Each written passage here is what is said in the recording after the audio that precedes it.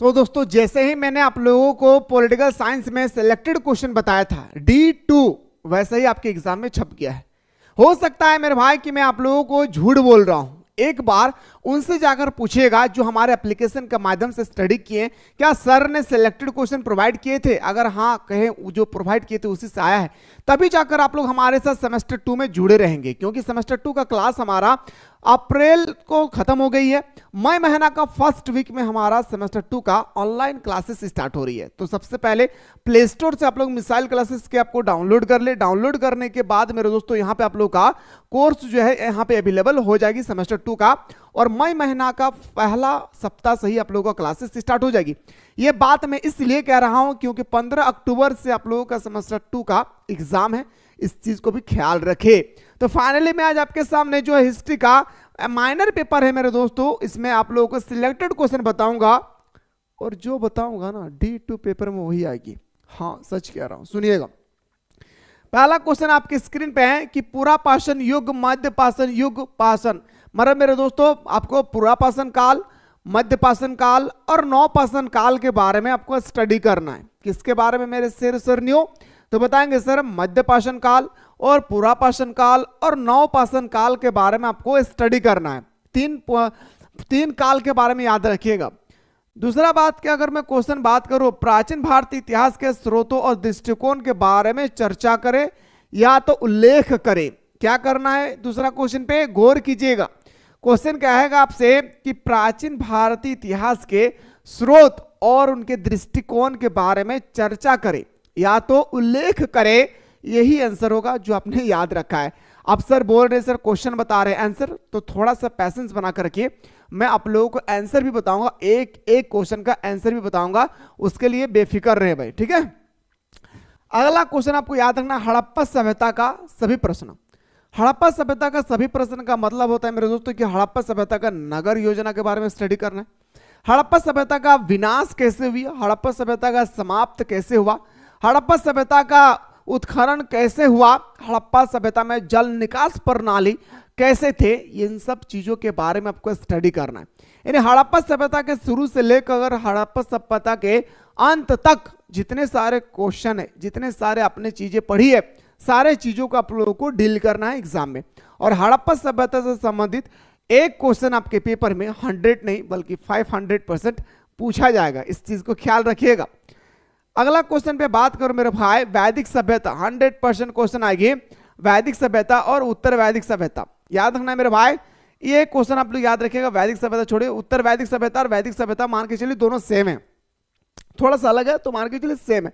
तो आप लोग को उत्तर वैदिक काल के बारे में स्टडी कर लेना है, कैसे करना है, कैसे लिखना है, कैसे पॉइंट देना है, कहाँ निष्कर्ष देना है, कहाँ हेडिंग डालना है, कहाँ भूमिका डालना है, तो सब कुछ बताऊंगा, थोड़ा सा वेट कीजिए। अगला क्वेश्चन आप लोगों को याद रखना है, जैन धर्म और बौद्ध धर्म। एक्चुअली मेरे भाई जैन धर्म और बौद्ध धर्म ना, अगर मैं सही तरीके से बताऊं आप लोगों को, तो आपके सिलेबस में सही तरीके से दिया हुआ नहीं है, लेकिन पता है पिछले 2 साल से क्वेश्चन पूछ रहा है माइनर पेपर में जैन धर्म और बौद्ध धर्म से भी। इसलिए हम सभी को जैन धर्म और बौद्ध धर्म के बारे में सही तरीके से याद रखना है। क्या करना है? याद करना है, देखना है, समझना है। अब अगला क्वेश्चन पे मैं बात करूं तो संगम वंश, चालुक्य वंश और पल्लव वंश, 3 वंश के बारे में स्टडी करना है। कौन कौन सा? संगम वंश के बारे में मैंने एकदम बच्चों की तरह समझाया, चालुक्य वंश के बारे में भी बच्चों की तरह समझाया, पल्लव वंश के बारे में भी आप लोगों को समझाया। तो यहाँ पे 3 क्वेश्चन याद रखेगा, हमारा संगम वंश, चालुक्य वंश और पल्लव वंश के बारे में स्टडी करना है।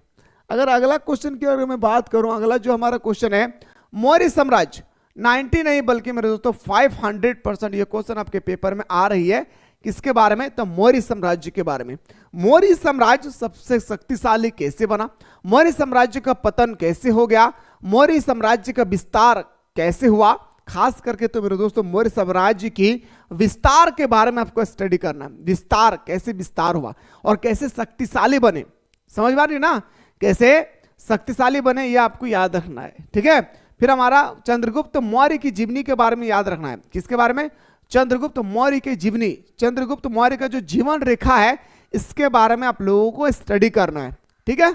आइए सर बात करते हैं अगला क्वेश्चन पे, मौर्य प्रशासन की प्रकृति और विशेषता बताइए। जो हमारा मौर्य प्रशासन है या मौर्य का जो प्रकृति स्थिति है ये आपको दिखना है, फिर इसकी विशेषता, इसकी क्या क्या क्वालिटी है, ये क्वालिटी के बारे में हमें स्टडी करना है। ओके, चलिए सर अगला क्वेश्चन में बात करूं, क्वेश्चन नंबर नेक्स्ट पे आते हैं।